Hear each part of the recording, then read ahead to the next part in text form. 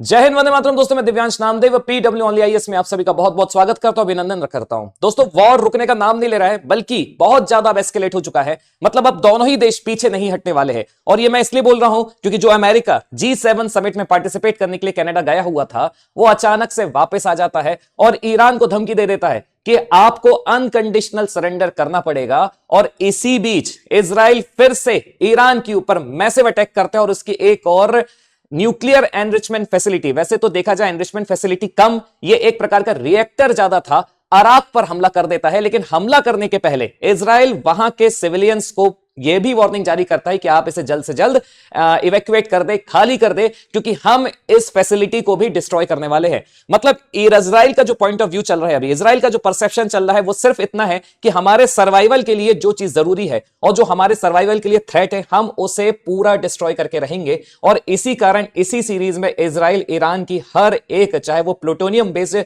Facility हो या फिर यूरेनियम बेस्ड इंफ्रास्ट्रक्चर या फिर एनरिचमेंट फैसिलिटी, उसको डिस्ट्रॉय करने में लगा हुआ है। लेकिन इसके पहले जैसे ही अपन थोड़ा आगे मैं आपको सारी चीजें समझाता हूं, लेकिन उसके पहले आप सभी के लिए एक महत्वपूर्ण जानकारी, एक इंफॉर्मेशन है, क्योंकि आप ही के मैसेज आ रहे थे कि प्रतिज्ञा दिवस के समय जो ऑफर्स हमें दिए जा रहे हैं उसे एक्सटेंड किया जाए। लगातार जो आपके कमेंट्स आ रहे थे हमारे वीडियोस में, उसी से रिलेटेड आपको एक जानकारी और देना चाह रहे हैं कि आज प्रतिज्ञा दिवस के समय जो ऑफर्स अनाउंस किए गए थे उसका लास्ट डे है। और अगर अभी भी आपने इन ऑफर्स को नहीं देखा है तो एक बार आप जरूर देख लीजिए, क्योंकि यहां पर आप चाहे यूपीएससी को 2026 में टारगेट कर रहे हैं या 27 में टारगेट कर रहे हैं या फिर आप 2028 में टारगेट कर रहे हैं, सब में मैसिव डिस्काउंट है। इसके अलावा अगर आप फर्दर PD1000 कोड यूज करते हैं तो आपको फर्दर 1000 रुपीज का एडिशनल फ्लैट डिस्काउंट भी अवेलेबल है। और साथ ही अगर आप 2026 में मेंस को टारगेट करना चाह रहे हैं तो उसके लिए भी मैसिव डिस्काउंट ऑफर्स है।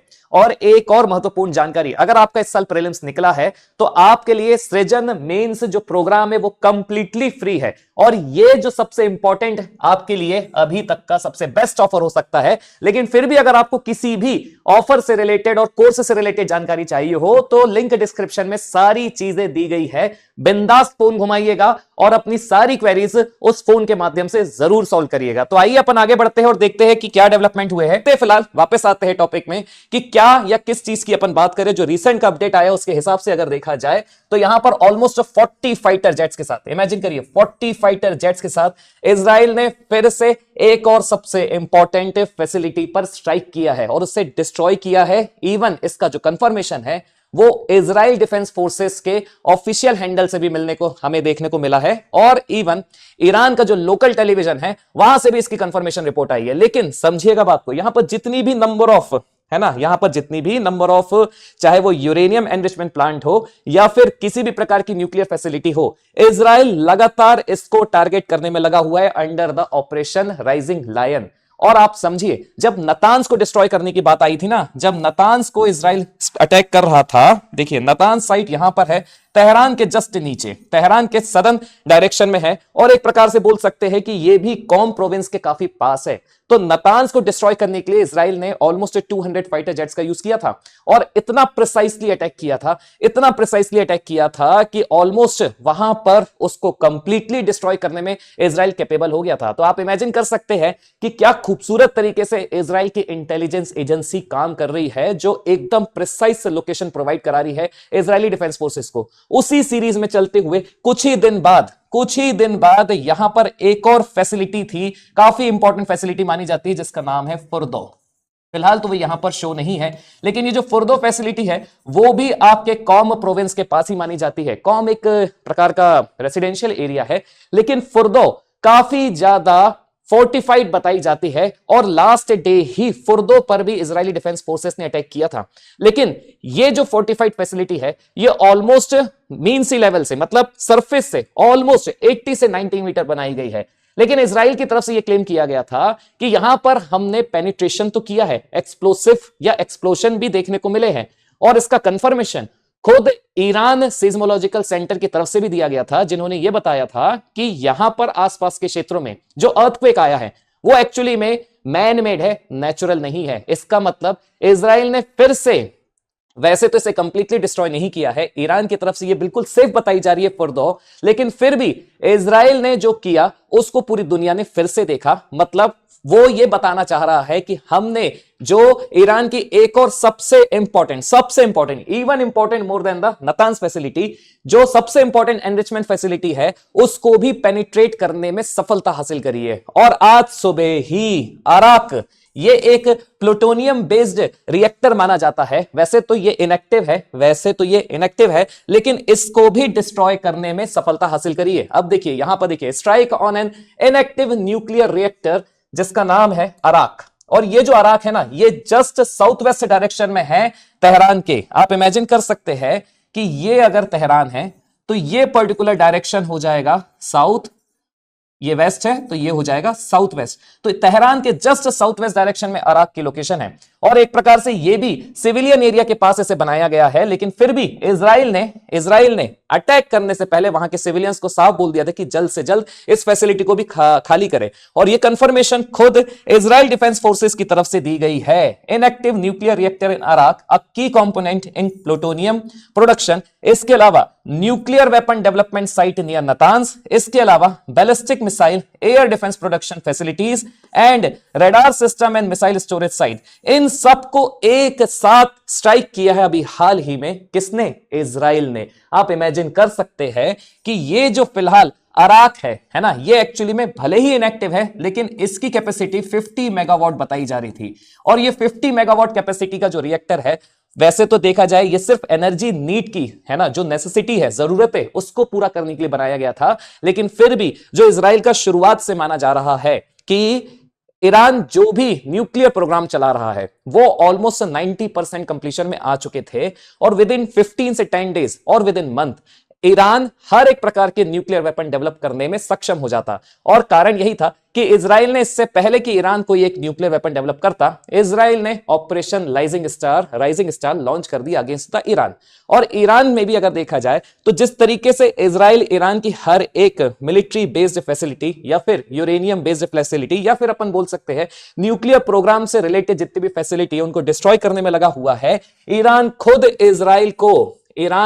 इजराइल को नंबर ऑफ बैलिस्टिक मिसाइल से तबाह करने की कोशिश में लगा हुआ है। ईरान की तरफ से जो सबसे बेस्ट जो उसकी मिसाइल है, जिसका नाम है फतेह सीरीज की जो मिसाइल है, ये हाइपरसोनिक मानी जाती है। और ईरान का खुद का जो आयरन डोम सिस्टम है ना, वो इन मिसाइल्स को ट्रेस करने में कैपेबल नहीं है, बल्कि काउंटर करने में कैपेबल नहीं है।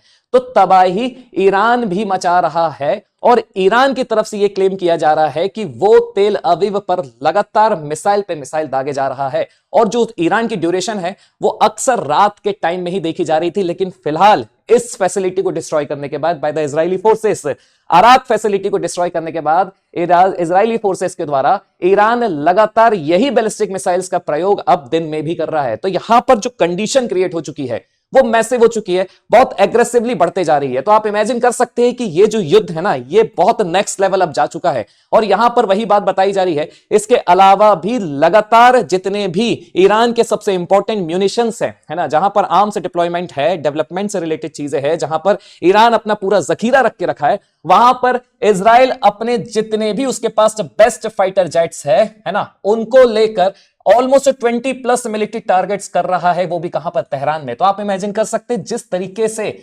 इजराइल के फाइटर जेट से, इमेजिन करिएगा, इजराइल के फाइटर जेट से सीरिया के ऊपर, इराक के ऊपर से उड़ते हुए ईरान की तरफ जा रहे हैं। मतलब आप सोचिए कि इजराइल इन सब के रडार से बचते हुए अपने फाइटर जेट्स को, है ना, इन अपने फाइटर जेट्स को ईरान की हर एक मिलिट्री बेस फैसिलिटी को डिस्ट्रॉय करने में यहां पर सक्सेसफुल होता नजर आ रहा है। और यही एक कैपेबिलिटी इजराइल पूरी दुनिया को बता रहा है। और कैपेबिलिटी कैसे बता रहा है? जैसे अपन यूपीएससी में अक्सर पढ़ते हैं कि इंग्रेडिएंट्स तो सबके पास होते हैं, लेकिन आपका कंटेंट आप कितने अच्छे तरीके से प्रेजेंट कर रहे हैं, वही आपको मेरिट में ले जाता है। फॉर एग्जाम्पल देखिएगा, यहां पर इजराइल बहुत ही खूबसूरत तरीके से उसने किन किन क्या क्या चीजें करी है, क्या क्या उसके अचीवमेंट रहे इस पर्टिकुलर वॉर सिनेरियो में, उसको बहुत अच्छे तरीके से शोकास करने में लगा हुआ है। फॉर एग्जाम्पल अगर देखा जाए तो इजराइल डिफेंस फोर्सेस की तरफ से जितने भी ईरान के सबसे टॉप मोस्ट चाहे कमांडर्स थे ठीक है, चाहे कमांडर्स थे या फिर न्यूक्लियर साइंटिस्ट थे या फिर फॉर्मर न्यूक्लियर साइंटिस्ट थे, सबको प्रिसाइसली अटैक करने में लगा हुआ है। और इसके अलावा उनसे रिलेटेड वो वीडियोस भी जारी कर रहा है। देखिए यहां पर एक छोटा सा वीडियो है आपके लिए जो मैं आपको दिखाना चाहूंगा फिलहाल। तो यहां पर जो वीडियोस है अपने आप में वो भी बहुत ही ज्यादा इंपॉर्टेंट इजराइल के पॉइंट ऑफ व्यू से है, क्योंकि इजराइल क्या कर रहा है, अपना प्रेजेंटेशन बना रहा है पूरी दुनिया के सामने। कुछ इस तरीके से वो वीडियो सरफेस कर रहा है और बता रहा है कि हमने या इजराइल ने किस किस तरीके से इंपॉर्टेंट जितने भी ईरान के सबसे इंपॉर्टेंट कमांडर्स थे उनको एलिमिनेट करने में लगा हुआ है। तो आप इमेजिन कर सकते हैं कि इजराइल पूरी दुनिया को अपनी डिफेंस कैपेबिलिटी एक अलग लेवल के प्रेजेंटेशन के थ्रू दिखा रहा है। और याद रखिएगा ये सब वो लोग थे, ये सब ईरान के वो टॉप मोस्ट कमांडर थे जो ईरान की डिफेंस कैपेबिलिटी को बढ़ा रहे थे। मतलब जो इस्लामिक रिवॉल्यूशनरी ग्रुप कॉर्प्स है उनके जो हेड रह चुके हैं उनको प्रिसाइसली एक्यूरेट करा है, यहां पर प्रिसाइसली उसने एलिमिनेट करने का काम किया है। तो आप इमेजिन कर सकते हैं अपने आप में कि इजराइल अभी एक तरफा अपनी पूरी अटैक कर रहा है पूरा ईरान के ऊपर। और यही पूरा आज का सिनेरियो है। अगर देखा जाए तो यहां पर जितनी ऑलमोस्ट न्यूक्लियर फैसिलिटी है जो अभी फिलहाल ईरान में है, नंबर ऑफ न्यूक्लियर फैसिलिटीज को बारी बारी इजराइल टारगेट करने में लगा हुआ है, क्योंकि उसका स्टार्टिंग से मारना है। स्टार्टिंग से सिर्फ एक ही चीज मानना है उसका कि ये जितनी भी न्यूक्लियर फैसिलिटीज है वो सब हमारे सर्वाइवल के लिए थ्रेट है, वो सब हमारे सर्वाइवल के लिए थ्रेट है। क्योंकि ऑलरेडी अगर ईरान फतेह हाइपरसोनिक मिसाइल्स को इजराइल के हर एक कमर्शियल रेसिडेंशियल प्लेसेस में टारगेट कर सकता है, तो इमेजिन करिए अगर उसके पास न्यूक्लियर वेपन होता तो फिर वो कतराता ही नहीं। और यही डर है किसका, इजराइल का। और ये सिर्फ इजराइल का डर नहीं है, अगर देखा जाए तो ये पूरी दुनिया के लिए एक थ्रेट है। ऐसा मैं इसलिए बोल रहा हूं क्योंकि अगर आप ईरान के न्यूक्लियर प्रोग्राम्स को देखोगे और ईरान की अगर ज्योग्राफिकल लोकेशन को देखोगे तो ईरान बैठा ही उस जगह पर है जहां से सबसे ज्यादा ग्लोबल ट्रेड होता है। इमेजिन करिए ईरान ने जब ये वॉर चालू हुआ था तब उसने सीधे तौर पर बोल दिया था कि अगर हमारी कंडीशन खराब होती है तो हम स्ट्रेट ऑफ हॉर्मुज, यहां पर देखिए ये स्ट्रेट ऑफ हॉर्मुज है, बहुत ही नैरो पैसेज माना जाता है ये, इसे ब्लॉक कर देंगे। और ये जो स्ट्रेट ऑफ हॉर्मुज है ना, सबसे इंपॉर्टेंट दुनिया का ऑयल ट्रेड रूट है और बहुत ही नैरो पैसेज है जो पर्शियन गल्फ को गल्फ ऑफ ओमेन से जोड़ता है, जो अरेबियन सी का ही एक्सपेंशन माना जाता है। और यहां पर जितनी भी ऑयल एक्सपोर्टिंग कंट्री है उनके नाम देखिए, सऊदी अरेबिया है, यूएई है, ओमान है, कतर है, ठीक है, ऊपर इराक है और यहां पर कुवैत है। तो ये जितनी भी मेजर ऑयल प्रोड्यूसिंग कंट्रीज है सबके लिए कंसर्न और थ्रेट बना हुआ है। इवन हमारे लिए भी बहुत ज्यादा ये कंसर्निंग बना हुआ है, क्योंकि जब जब मिडिल ईस्ट में कुछ हुआ है, इमेजिन करिएगा, जब जब मिडिल ईस्ट में कुछ हुआ है इसका सीधा असर हर एक देश की इकोनॉमी में पड़ा है। क्योंकि हर एक देश अभी भी देखा जाए तो वास्तविक रूप से डायरेक्ट वे में क्रूड ऑयल के ऊपर ही डिपेंडेंट है।